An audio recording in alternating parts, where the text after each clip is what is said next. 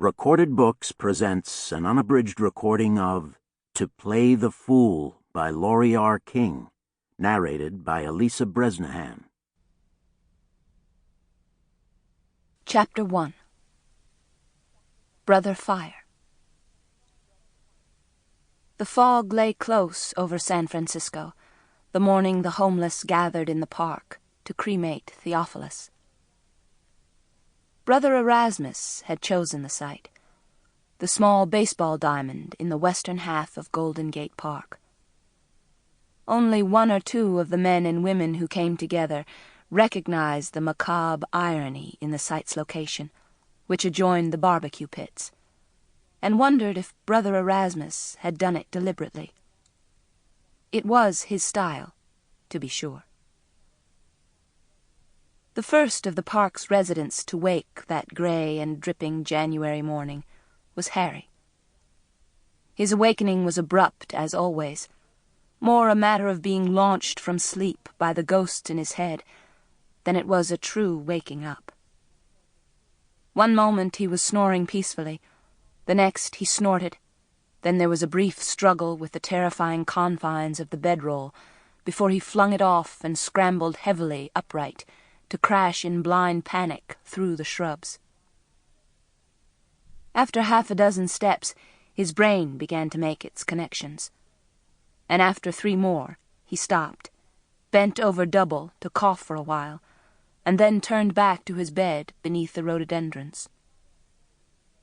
He methodically loaded his duffel bag with the possessions too valuable to risk leaving behind: the photograph of his wife and their long-dead son, taken in 1959, one small, worn book, a rosary, the warm woolen blanket some kind person had left, he was certain, for him, folded on their front steps, and began to close the duffel bag, then stopped, pulled it open again, and worked a hand far, far down into it.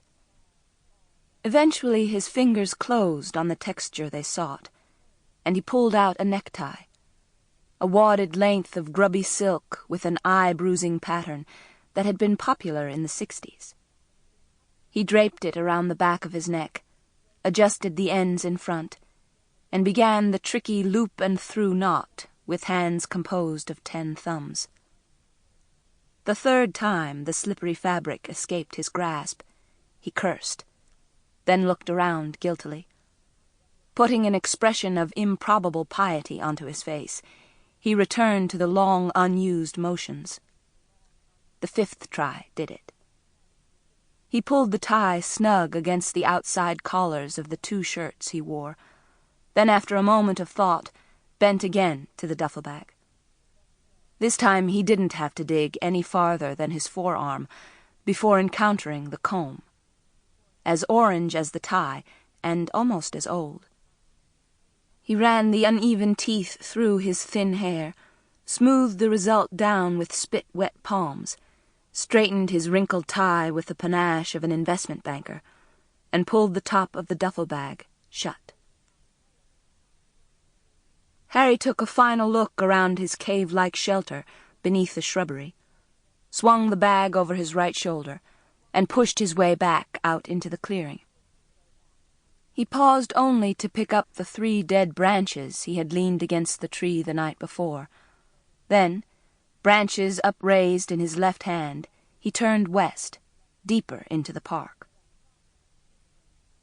Scotty was awake now, too, thanks to Harry's convulsive coughing fit 150 feet away. Scotty wasn't an early riser. He lay for some time, listening through a stupor of sleep and booze to the preparations of his neighbor. Finally Harry left, and the silence of dripping fog and cars on Fulton Street lulled him back toward sleep. "But Theophilus was your friend," he told himself in disgust.